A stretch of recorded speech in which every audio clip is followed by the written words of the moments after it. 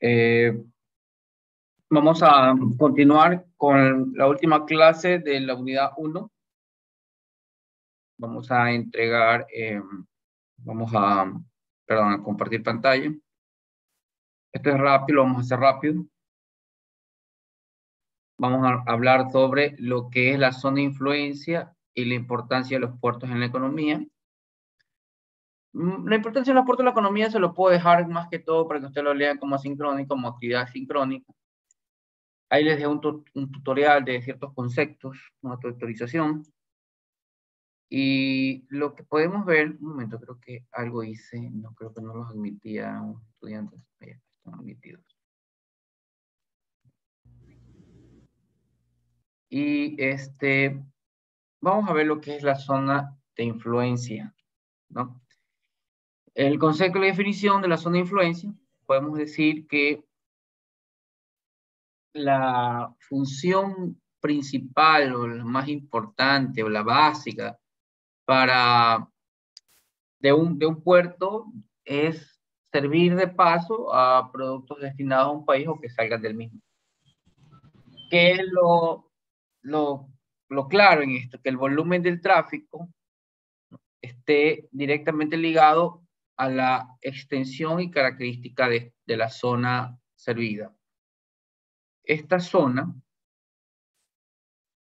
la podemos definir en pocas ocasiones como un territorio limitado, definido, así decir, bueno, esta zona servida es de, por decirles, 100.000 metros cuadrados, o 50.000 metros cuadrados, o tantos kilómetros cuadrados, ¿no? Vamos a decirle, bueno, son 300 kilómetros cuadrados, 400 kilómetros cuadrados. No se lo puede decir, ¿no? Porque esta zona servida va a variar en función de algunos factores, sobre todo los relacionados con el puerto, el país y también el tráfico, ¿no? Eso no. Ok. Hablemos de la zona de influencia. La zona de influencia existen dos, la terrestre y la marítima. La zona de influencia terrestre del puerto es conocida como el hinterland. Cuando ustedes ya escuchen hablar de qué es el hinterland, ya ustedes van a decir, ah, bueno, ya el hinterland es la zona de influencia terrestre de un puerto. Es el área terrestre que utiliza el mismo como camino, como vía de entrada y salida de sus productos y como centro de sus actividades totales. Ahora, la zona de influencia marítima o borderland, en cambio, es el área marítima y ultramarina cuyo comercio con la nación o el país está canalizado a través del puerto. Entonces, borderland, lo que es el área de influencia marítima y ultramarítima, que hace que el comercio de la nación o país sea canalizado con el puerto, ¿no? De nuevo, zona de influencia terrestre o hinterland es el área terrestre que utiliza un puerto como vía de entrada y salida de sus productos y como centro de sus actividades. Bien, esta delimitación, como lo explicamos en la diapositiva anterior, es un tema, es algo complejo, ¿no? ¿Por qué? Ya que intervienen varios factores transportuarios y este estudio debe ser acometido por algunos especialistas. ¿Cuáles especialistas? Especialistas en puertos, en transporte marítimo, terrestre, férreo y en economía. También los estadistas que se dedican a las estadísticas. ¿Cómo clasifico la extensión, ¿no?, de la zona? ¿Cómo la clasifico? Bueno, el hinterland puede ser considerado o clasificado en relación con el área geográfica, en relación con los tipos de mercancía y por la estructura de tráfico. En relación con el área geográfica, aquí le hace bien, está la zona indiscutible, ¿no? ¿Cuál es la zona indiscutible? La que comprende un área urbana, industrial, del puerto y de todo lo que es a sus alrededores, por donde todo lo que sale de ese tráfico marítimo pasa por la zona que acabo de decir, sea la zona financiera, la zona urbana, la zona industrial, todo lo que salga de ahí o que entre ahí, pasa por ese puerto. ¿Ok? Ese puerto va a captar todas las mercancías que se generen, tanto de importación como de exportación, de estas zonas, urbana, industrial, incluso rural, si fuera indiscutible. Caso práctico, para que para que les quede claro, lo tenemos con Guayaquil, ¿no? Todo lo que hay en Durán, las fábricas, los galpones que hay en la vía Daule, lo que hay en la zona financiera y banquera de Guayaquil, en 9 de octubre, ahora también algo de Ordesa, la parte de la Orellana, todo lo que es la ciudad de Guayaquil, incluso saliendo saliendo de la ciudad, vamos a Durán, parte de Milagro. Ya, eso es la zona indiscutible, porque la mercancía de exportación, por ejemplo, digamos, el banano que se genere en la provincia del Guayas, ¿por dónde va a ir? Lógicamente va a salir por el puerto marítimo de Guayaquil, en cualquiera de sus puertos privados o públicos, van a salir por ahí. Digamos, camarón, el camarón que esté en las zonas de la cuenca baja del río Guayas, que esté en la provincia del Guayas, mayoritariamente todo va a salir por el puerto marítimo de Guayaquil, ¿no? Lo mismo las importaciones, por cercanía. Usted va a tratar las importadoras de televisores, de electrodomésticos, etcétera, etcétera, que importen sus productos vía marítima, van a preferentemente coger y meterlos por el puerto marítimo de Guayaquil. Entonces, todos estos grandes almacenes que tienen sus bodegas, que se lleven en Durán, en la vía Daule, eh, van a llegar la mercancía y va a almacenarse en estas bodegas. Entonces, ¿qué pasa con esto? Se vuelve una zona indiscutible. Todo lo que entra y sale en cuanto a mercaderías pasan por ese puerto. Y en el caso de Guayaquil, cuando hablamos del puerto, estamos hablando de todas las terminales privadas y públicas. De las 14 terminales privadas y de las 3 públicas, en este caso que están delegadas, ¿no? 2 concesionarias y una delegada. Bien, entonces esa es la zona indiscutible. Zona discutible, en cambio, son áreas servidas indistintamente por más de un puerto y los productos pueden usar varios caminos de transporte. ¿Ok? Podemos decir, en el caso, hacer un caso real, un caso más. Vamos, hablemos del banano, hablemos del banano. Si bien es cierto, la provincia del Oro saca todo su banano mayoritariamente por Puerto Bolívar. Muchos bananeros, muchas exportadoras prefieren sacarlo por el puerto marítimo de Guayaquil. Entonces se vuelve así como que, oye, vamos a sacar, tenemos 2 opciones y entonces se vuelve una zona discutible. Entonces el oro, la provincia del Oro, se vuelve una zona discutible del puerto marítimo de Guayaquil en cuanto a sus internas. Bien, las zonas ocasionales, áreas que sin ser zonas de influencia, ¿no? No pueden ser caminos de un tráfico específico, zonas ocasionales. Otro ejemplo, digamos, a ver, hay una cierta mercadería, un cierto producto que llega por muchas razones, lleva a Manta, que son los vehículos. Los vehículos llegan a Manta, muchos vehículos, sobre todo la Kia y la Hyundai, llegan a Manta. Pero digamos que esté congestionado o esté en reparación ese puerto, el puerto de Manta. Entonces, ocasionalmente, Guayaquil o el puerto de Esmeraldas puede ser puerto de destino de esta mercadería, de estos vehículos que salen aquí en la Hyundai. Entonces, se vuelve una zona ocasional. Manta se volvería una zona ocasional tanto como para Esmeraldas como para Guayaquil. Ahora, ¿cómo podríamos decir cuál de las dos tendría mayor ocasión? Bueno, viendo las estadísticas, ¿quién recibe más carga de vehículos cuando hay estos problemas? Entonces, esta es la zona ocasional. Ahora, la clasificación del hinterland con relación a los tipos de mercancía, tenemos grandes cargamentos al granel, ¿no?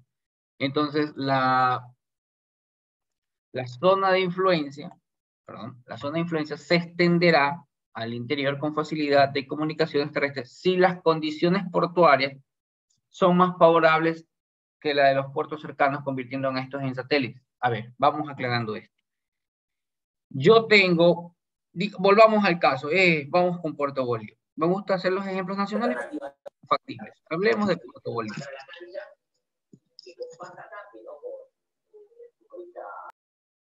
Okay.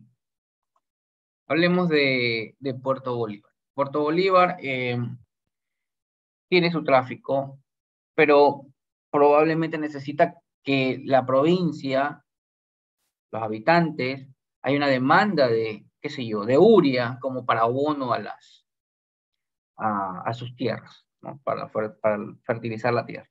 Se necesitan abono, la urea. Se analiza si el puerto, denominado Puerto Bolívar, tiene instalaciones especiales para el cargamento del granel. Al no tenerlo, ¿qué sucede? Entonces, ¿dónde va a llegar esa carga? La carga tiene que llegar a puertos que sean especializados en granel, que tengan tenga toda la infraestructura para esto. Entonces, ¿dónde están? Por ejemplo, los mejores puertos graneleros están en Guayaquil, específicamente tienen Andipuerto, algo Fertigram, algo Fertizan, ¿no? Entonces, van a Guayaquil, van al Andipuerto y almacenan ahí. Entonces, ¿qué es lo que hace con los otros puertos? Los vuelven satélites. El puerto Porto se vuelve un puerto satélite, porque realmente la carga del granel va a ir a Guayaquil. Mercancías especializadas es un caso parecido al carga del granel, pero en este caso podemos hablar del gas. El gas, por ejemplo, el puerto de Monteverde, ahí de los que les gusta la playa, en la Ruta del Sol, va por la Ruta del Sol, pasa a San Pablo, ¿no?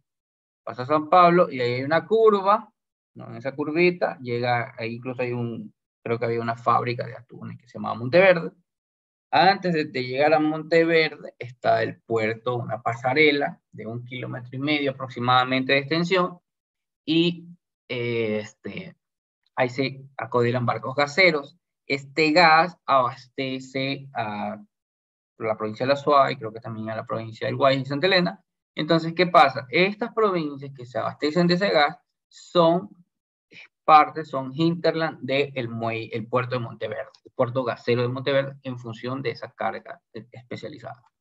¿Se entiende? Bueno. Y continuando, con respecto a la estructura del tráfico, por líneas regulares o líneas especializadas, o sea, dependiendo de la función de indicar de qué barcos tengan bien planificado su disponibilidad de muelles, ¿no? Que estén bien puntuales, que esté bien programado, que esté de una forma ordenada, programada la entrada y salida de barcos. Entonces, ¿qué es lo que hace? Que barcos, un tráfico de otras áreas ajenas prefieran ir a ese puerto. Entonces ya no voy a hacer ejemplo, porque decir, no, Guayaquil es el mejor para el profesor, entonces prefiero dejar de hacer ejemplo.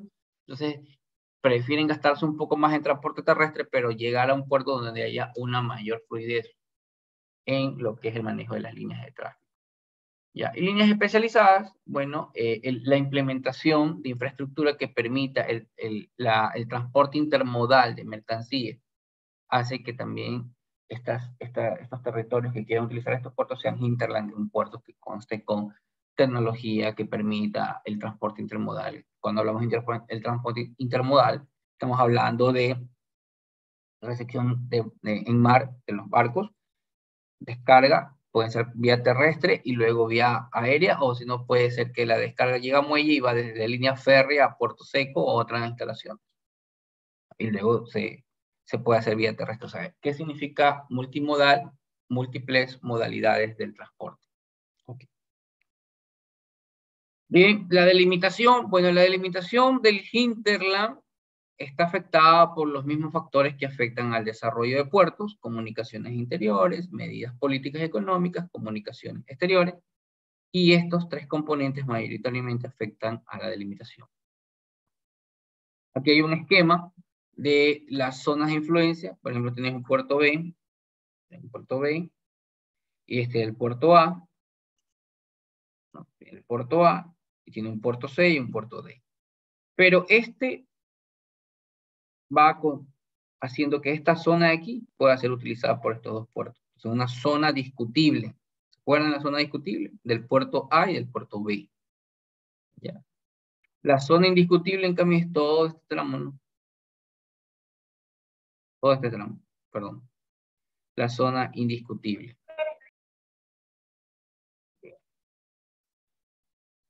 Ahora, otro ejemplo es una influencia. Miren, este es el puerto de Nueva York.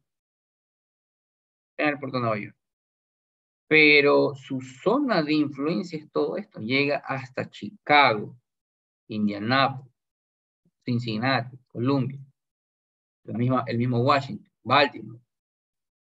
Entonces, todo esto se vuelve zona de influencia del puerto de Nueva York, ¿no? Que la gente solamente vincula a Nueva York, negocios, business, Wall Street, todas esas cosas, ¿no? Pero realmente lo importante es que es un puerto.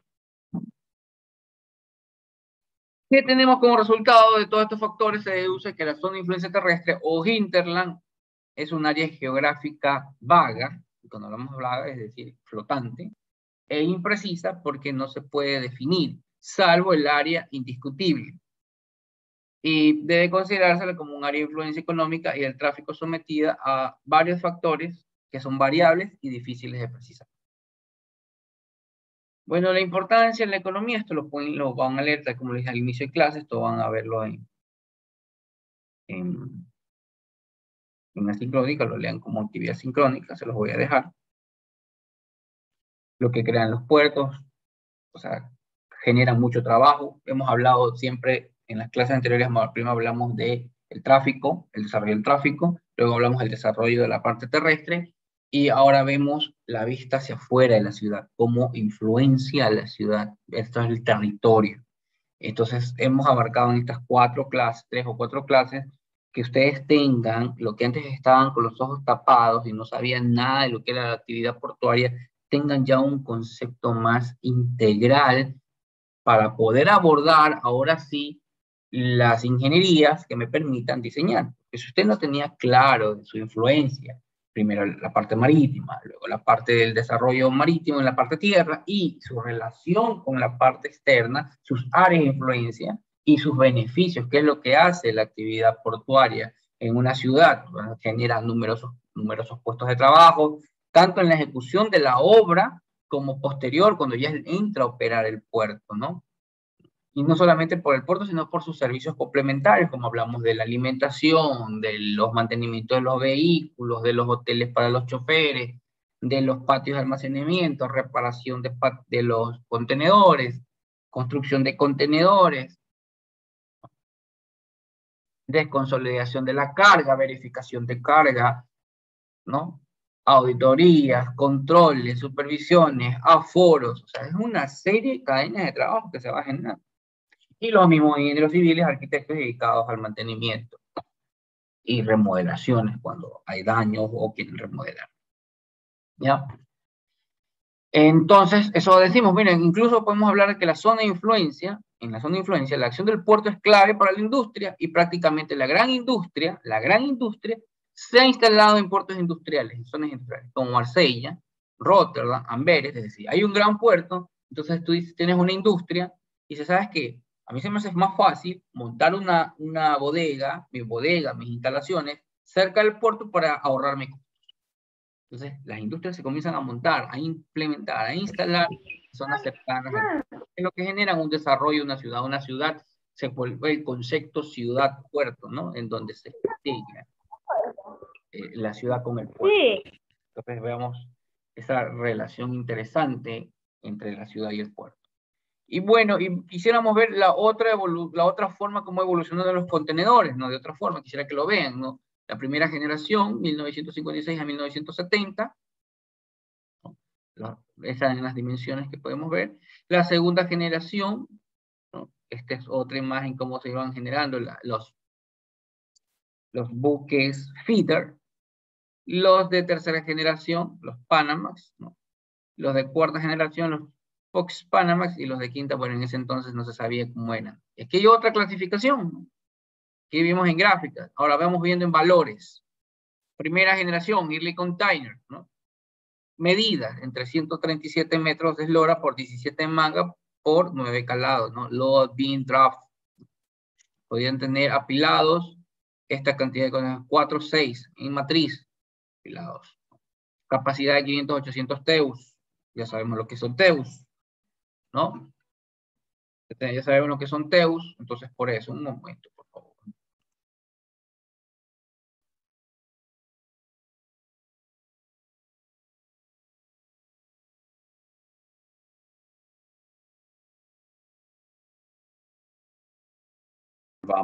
Volvamos, entonces, otras gráficas, ¿no? Entre los de segunda generación también entramos, ¿no? Los de entre 215 por 20 de manga y 10 de calado, ¿no? Y esta era la forma de apilar contenedores ya no solamente afuera, sino también teníamos en la parte interior, ¿no? Bien, apilaban 5 por 10.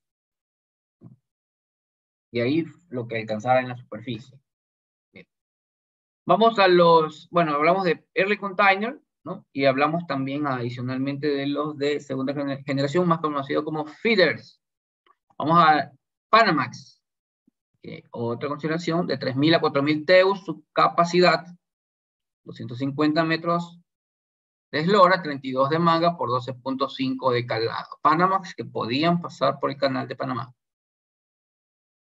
Pueden apilar de 6 a 13. Bueno, ahora, profe, ¿por qué es importante esto? Es así, porque yo tengo que definir mi grúa, portacontenedores, quiero definir el brazo. ¿Ya? Y dependiendo del barco, es que yo voy a definir mi grúa. Y dependiendo de mi grúa, yo voy a saber el peso con el que voy a diseñar. Entonces, por eso es importante nuevamente tener claro qué tipo de barcos son los que... El barco en sí. Más que todo, qué tipo no, sino el barco. ¿Cuáles son los tipos de barcos y para qué va a diseñar usted? Bueno, y aquí tiene otros tipos de barcos que están los Panamax y los Baby Pox Panamax, o los Baby Panamax, perdón, Panamax y Baby Panamax. ¿No? Ambos tienen los mismos calados, 12.5. Pox Panamax, ¿no? 300 por 40 por 13, 300 de eslora, 40 de manga por 13 calado. Y ven aquí el apilamiento de contenedores en superficie. El Pox Panamax, ¿cuál es su capacidad? 6.000 a 8.500 teus. Los New Panamax, que ya no se llaman Super Pox Panamax, 366 por 49 por 15.2.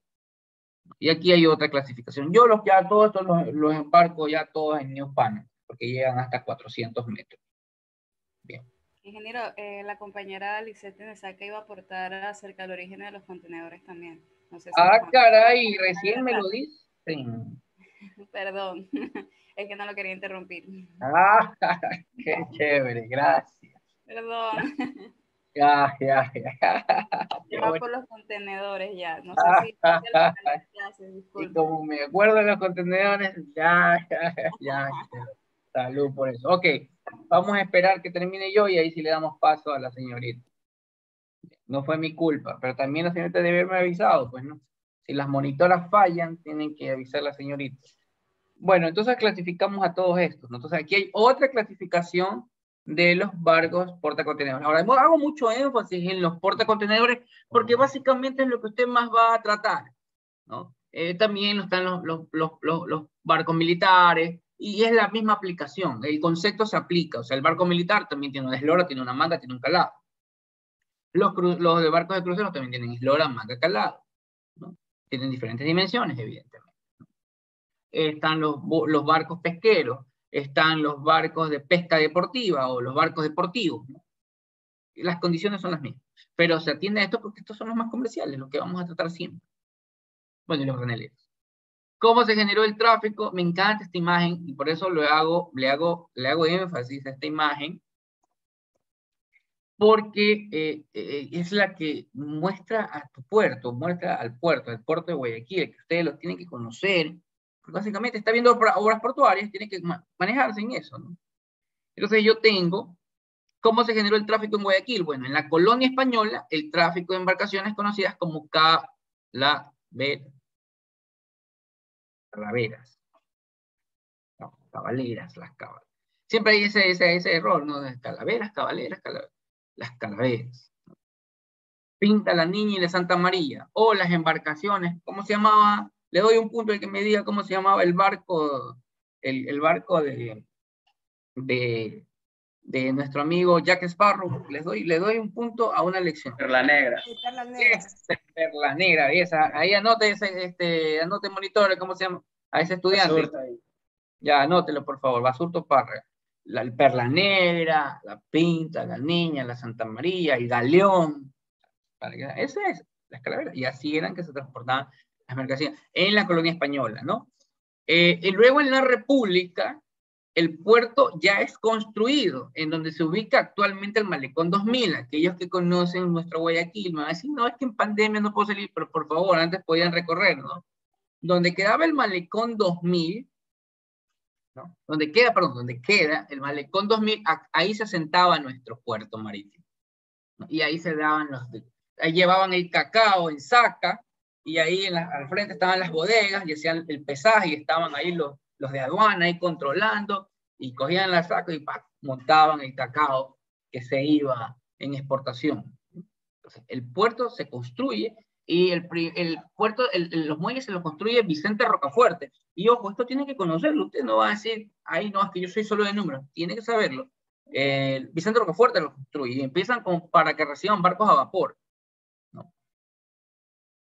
Como lo dicen aquí, ¿no? Y luego aparecen los de Vasco de acero, los de casco de acero, y tienen que ir haciendo las remodelaciones de infraestructura para poder resolver la necesidad de poder recibir estos barcos de casco de acero. Entre 1958 y 1962 se construye ya el puerto marítimo de Guayaquil, el actual puerto marítimo de Guayaquil. Para que ustedes tengan una idea, es aquí donde está este punto, donde está el cursor, y aquí les pongo APG porque es la entidad encargada, responsable de los puertos, la Autoridad Portuaria de Guayaquil, gran empresa donde colaboré por mucho tiempo. SNIC, me acuerdo de mis bellos momentos, de épocas de juventud, ya no estamos jóvenes. Mocito, entramos ahí. Es aquí exactamente donde queda Autoridad Portuaria de Guayaquil, y aquí en todos estos perímetros están los puertos privados, ¿no? Porque aquí está el puerto antipuerto, y el puerto concesionado Cotecón, y por acá están todos los puertos privados, TPM, TPG y todo esto, ¿no? Entonces, pero el puerto que estaba por acá, o sea, la línea marítima era por acá, ¿no? El río Guayas, ¿no? El río Guayas era por acá. ¿Sí visualizan? ¿Estamos claros? Y ya en 1958, que se hace el decreto de creación de autoridad portuaria, se construye, ¿no? Se construye este canal de navegación. Mayoritariamente tenía buenas profundidades, pero se construye porque en ciertos tramos no tenía una buena profundidad. El calado de 9.75, o sea, la profundidad náutica de este canal de navegación, para recibir barcos aproximadamente de esloras entre 180 y 220 metros. Ya, el ancho del canal era de 120, ahora ha sido modificado con el nuevo contrato que lo genera Jan de Null. Bien. Entonces, tenemos cómo se generó, ¿no? Entre 1958 y el 62 se generó el puerto marítimo de Guayaquil. ¿Dónde queda ubicado? En lo que es, bueno, se le llamaba Puerto Nuevo, y todavía ustedes lo ven en las tablas mareas, ustedes ven que dice Puerto Nuevo, ¿no? Ya, en la hacienda El Guasmo, actual terminal para barcos feeder, como lo acabo de explicar. Así que el Guasmo, que algunos lo ven peyorativamente, dicen el Guasmo, qué horrible que es la zona, el Guasmo, los pillos y lo que sea. No, el Guasmo, así se llamaba la hacienda El Guasmo, que pertenecía al filántropo, el hombre más rico del Ecuador en ese entonces, Juan X Marcos. Bueno, hay una historia, por eso hay que hacer una conferencia interesante sobre la ubicación del puerto. Bueno, en la actualidad, con la inversión en infraestructura, pueden ingresar al puerto, ¿no?, de Pozorja, ahora es acá, buques Superpox Panamax, ¿no?, y a la terminal de Guayaquil, ¿no?, porque se construyó en el 2015, entre el 2017 y el 2019 se construyó el puerto de Pozorja, acá donde está mi cursor, ¿no?, el puerto de aguas profundas de Pozorja. Entonces, al puerto de Pozorja pueden entrar hasta barcos New Panamax o Superpox Panamax, o sea, es decir, 399 metros de eslora y mangas de 56 hasta 60 metros y calados de 15.5. Y acá, al puerto marítimo de Guayaquil, pueden ingresar barcos de hasta 12.5 metros de calado, o sea, entre 300 metros y 330 metros de eslora. Entonces, imagínense. Ojo, si usted no entiende, no conoce su puerto, al menos el de aquí de Guayaquil, no puede pasar mi materia. ¿Ya? Así de simple, porque es obras portuarias, y va al Ecuador y no conoce ni siquiera el puerto más importante, ni siquiera las características del puerto más importante. Y mire que ya le mandé un deber donde tienen que darme las características de 3 puertos del top 20. Espero que lo hayan cumplido, porque esa es una nota a la lección. Y bueno, con esto podemos concluir lo que ya es la unidad 1. La unidad 1, un momento, por favor.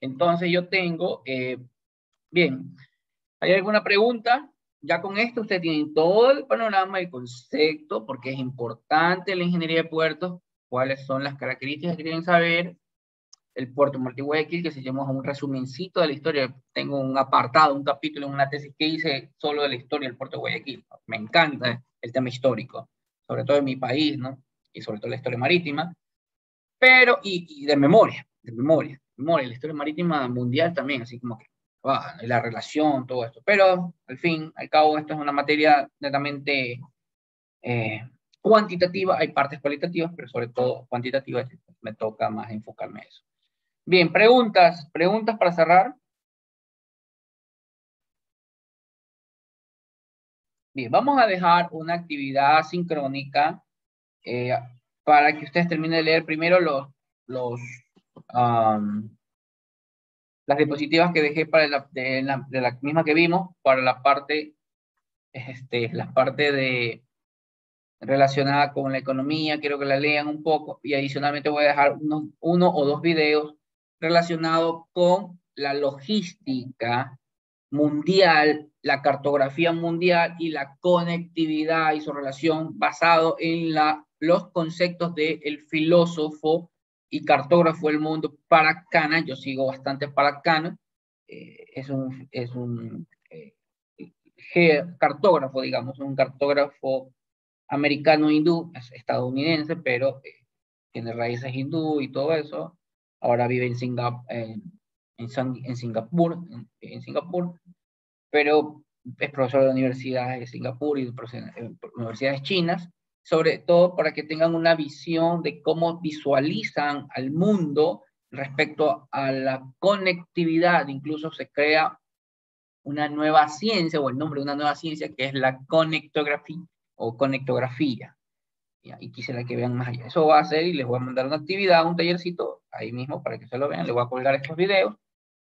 Están en inglés, ahí creo que les puedo poner el subtítulo, si no tendrán que escucharlo y tratar de entenderlo, ¿no? Pero es muy interesante. Yo creo que algunos sí pueden manejar, o al menos algo de inglés saben, ¿no? Bien, ¿alguna otra pregunta, algún comentario, charla? Ah, sí, hoy la chica, la señorita, a ver, vamos con su exposición. ¿Quién es? Tenesaca, ¿no? Sí, ingeniero, buenas noches. Buenas noches. Tenesaca, por favor, que le anote Daniela y la otra niña Shirley, no sé dónde está, no sé si está aquí, pero sé que me acuerdo el nombre, para que se sepa que usted ya cumplió con esta parte, ¿no? Porque se le da un puntaje adicional a los que exponen, ya porque son voluntarios y aparte de su exposición. Más el chico señorita Daniela y Shirley, el chico que respondió sobre el Perla Negra, también se merece por haber respondido, Basurto Dani. Bien, no olvidarse, por favor. Al final, yo pediré una semana antes que me manden un correo con todos estos datos, por favor. No me falle. Bien, vamos con usted. Voy a buscarla para dejarla compartir pantalla. ¿Sí? Me regala unos segundos. ¿Me puede habilitar los dos? Lo que pasa es que estoy en la computadora y el celular. Ya, vamos a ver si puede ahora. Yes, make cut off. Ya, listo. Ya es cut off. ¿Ya?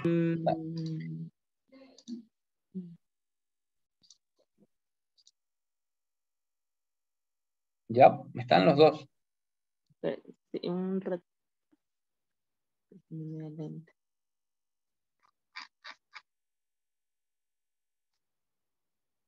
No sé si ya están bien lo que estoy compartiendo. Ha iniciado screen sharing, nada más.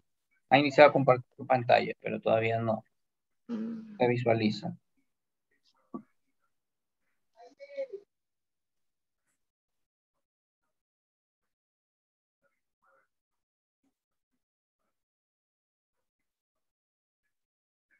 Pero yo creo que ya puede darle clic a su diapositiva para ver si puede ya pasa las diapositivas para ver si ya se la puede ver. Ya, dime unos minutitos.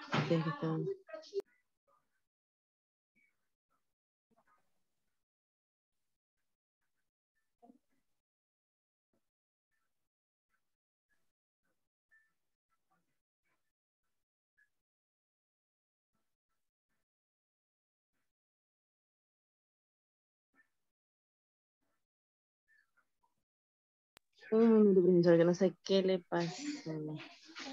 Pásame la diapositiva y te ayudo a compartir desde acá. Teus. Pero estos no son muy usados. Las normas ISO se hicieron para que ellos estén estandarizados, tanto en diseño, en capacidad, en materiales y en dimensiones. En la siguiente. Bueno, y el primer viaje que se tiene registrado de contenedores fue el 26 de abril de 1956 en el barco Ideal 10, o Maxton también llamado, en su viaje inaugural que zarpó de la ciudad de New Jersey hasta Houston con una carga de 58 contenedores a bordo. 10 años más tarde, el Fairland haría la travesía entre Nueva York y Rotterdam, transportando ya 228 contenedores a bordo. Siguiente. Y continuando con todo este proceso en masa, con todo el proceso de crecimiento en masa y expansión, luego de su primera y exitosa aventura con los contenedores, sigue con el lanzamiento del primer barco portacontenedores en abril de 1957, que es el Gateway City, que comenzó a prestar servicios regulares entre Nueva York, Florida y Texas. Siguiente. Bueno, y como vemos allí, ahí tenemos lo que les está indicando, que son los contenedores estándar de 20 y 40 pies. Estos son los que son usados recurrentemente para todo tipo de cargas. Y también tenemos de 10, 30, 45 y hasta de 53 pies. Siguiente. Como les había mencionado anteriormente, las normas ISO intervinieron aquí para poder estandarizarlos, tanto en diseño, en tipo de materiales, en dimensiones. Y aquí tenemos varios tipos, como el High Cube, que son, como ustedes van a decir, bueno, se parecen mucho a los estándares, pero lo que varía de ellos es que tienen una altura de 9.6 pies. ¿Qué quiere decir esto? Que aumenta su capacidad cúbica interna, su capacidad de carga. Generalmente estos contenedores son fabricados en acero o en aluminio. También tenemos tenemos el dry van o contenedor seco. Bueno, estos son cerrados hermenéuticamente sin ningún tipo de refrigeración o ventilación.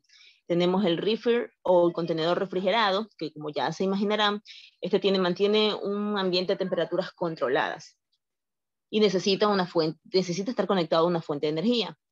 El open top, como su nombre lo dice, son contenedores de techo removible de lona impermeabilizada, creando una abertura en la parte superior. Los open side son los que tienen, estos tienen una apertura lateral, lo que facilita ingresar las cargas que no se permiten ingresar normalmente, sino que de lado. Los flag tracks se caracterizan por carecer de techo y de paredes laterales que pueden ser fijadas o desmontables.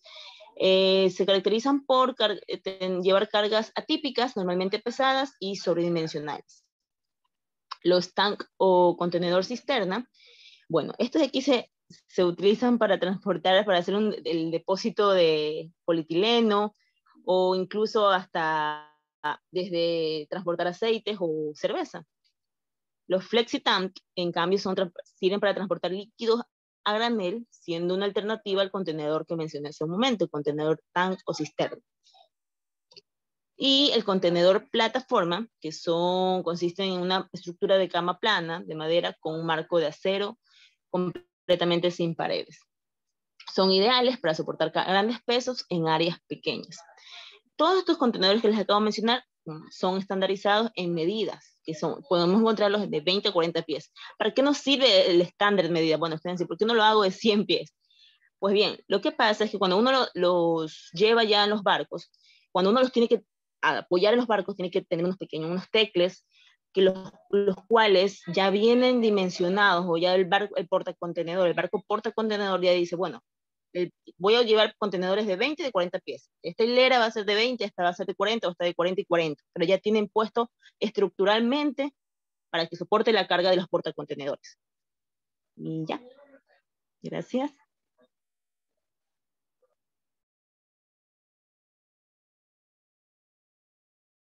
Ok, muy buen trabajo. Gracias, aunque la demora estuvo media heavy. Perdón. Bueno, aquí les dejo, anótele Daniela, por favor. Aquí les dejo, ¿tiene alguna pregunta, Mosquera? ¿Me hizo la mano o está aplaudiendo? Ok, listo. Entonces, yo con esto terminamos. Yo les voy a dejar una actividad sincrónica, 2 videos y un taller, ¿no? Muchas gracias. Usted, gracias. La unidad 2, sí, vayan leyendo la unidad 2, que es de climatología. Vamos a iniciar con vientos, así que vengan leyendo sobre lo que tenga que ver con vientos. Y bueno, nos vemos el día martes. Hagan las tareas.